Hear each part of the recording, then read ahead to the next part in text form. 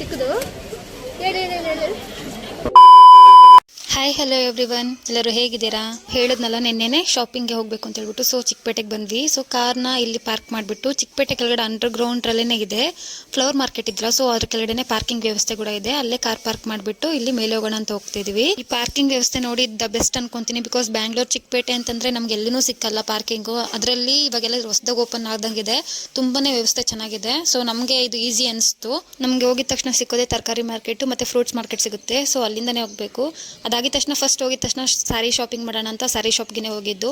ನೋಡಿ ಈ 3 ಸ್ಯಾರಿಯಲ್ಲಿ ಯಾವ ತಗೊಂಡೆ ಅಂತ ಕಮೆಂಟ್ ಸೆಕ್ಷನ್ ಅಲ್ಲಿ ಕಮೆಂಟ್ ಮಾಡಿ. ಆದ್ಮೇಲೆ ಹೋಗಿದ್ದೆ ಲಕ್ಷ್ಮಿ ಮುಖವಾಡ ತಗೋಣ ಅಂತ, ಬಟ್ ಈ ಪೀಸ್ ತಗೊಳ್ಳಿಲ್ಲ. ಅವ್ರು ಮೇಕಿಂಗ್ ಅಲ್ಲಿ ಮಾಡ್ತಿದ್ರೆ ನಾನು ಅದನ್ನ ವಿಡಿಯೋ ಕ್ಯಾಪ್ಚರ್ ಮಾಡಿದೆ. ತುಂಬಾ ರೀಸನಬಲ್ ಅನಿಸ್ತು ನಮಗೆ.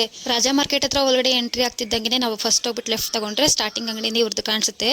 ತುಂಬಾ ಪೇಷನ್ಸ್ ಆಗಿ ತುಂಬಾ ಚೆನ್ನಾಗಿ ಮಾಡ್ಕೊಟ್ರು, ನಾವೇನು ಹೇಳಿದ್ರು. ಹಾಗೆ ಅಲ್ಲೇ ಪಕ್ಕದಲ್ಲೇ ಸ್ಟ್ಯಾಂಡ್ ತೋರಿಸೋದಲ್ಲ, ಆ ಸ್ಟ್ಯಾಂಡ್ ಕೂಡ ತಗೊಂಡ್ವಿ. ನಾವು ಹೋದಾಗಂತೂ ತುಂಬಾನೇ ಕ್ರೌಡ್ ಇತ್ತು. ನೋಡಿ ರಾಜಾ ಮಾರ್ಕೆಟ್ ಎಂಟ್ರಿ ಆಗಿದ ತಕ್ಷಣ ಇಲ್ಲಿ ಲೆಫ್ಟಿಗೆ ಬಂದು ಇಲ್ಲಿ ಕಾಣಿಸುತ್ತೆ.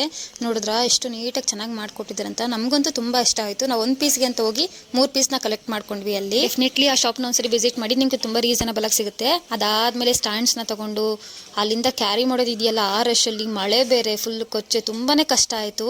ನಾರ್ಮಲಾಗಿ ನಾವು ಶಾಪಿಂಗ್ ಮಾಡೋದೇ ತುಂಬಾ ಕಷ್ಟ ಆಗುತ್ತೆ, ಅದರಲ್ಲಿ ಈ ಮಳೆ ಬಿದ್ದರೆ ಅಂತೂ ತುಂಬಾನೇ ಕಷ್ಟ ಆಗುತ್ತೆ. ನಮಗೆ ಎಷ್ಟು ಕಷ್ಟ ಆಗುತ್ತೆ ಅಂದರೆ ರೋಡ್ ಸೈಡಲ್ಲಿರೋ ಅವ್ರ ವ್ಯಾಪಾರಿಗಳಿಗೆ ಅವ್ರಿಗೆ ಕಷ್ಟ ಆಗುತ್ತಲ್ವಾ. ಸೊ ನನಗಂತೂ ತುಂಬಾನೇ ಬೇಜಾರಾಯಿತು. ನಾರ್ಮಲಾಗಿ ನಾವು ಶಾಪಿಂಗ್ ಮಾಡೋದೇ ಕಷ್ಟ, ಅದರಲ್ಲಿ ಈ ಮಳೆಯಲ್ಲಿ ನಾವೇನು ತಗೋಬೇಕು ಅಂತ ಅನ್ಕೊಂಡಿರ್ತೀವಿ ಅದು ಕೂಡ ಮರ್ತೋಗಿರ್ತೀವಿ. ಈ ರಶಲ್ಲಿ ಮಳೆಯಲ್ಲಿ ಪ್ರತಿಯೊಂದು ನಮಗೆ ಅಷ್ಟು ಕಂಫರ್ಟ್ ಫೀಲ್ ಆಗಲಿಲ್ಲ. ನೋಡಿದ್ರಲ್ಲ ಎಷ್ಟು ಕೊಚ್ಚೆ ಇದೆ ಅಂತ ಹೇಳ್ಬಿಟ್ಟು. ಸೀರಿಯಸ್ಲಿ ಅಲ್ಲಿ ಡೈಲಿ ಟ್ರಾವೆಲ್ ಮಾಡೋರಿಗೆ ಅದು ಯಾವ ರೀತಿ ಕಂಫರ್ಟಬಲ್ ಇರುತ್ತೆ ಅನ್ನೋದೇ ನನಗೆ ಗೊತ್ತಾಗಲ್ಲ.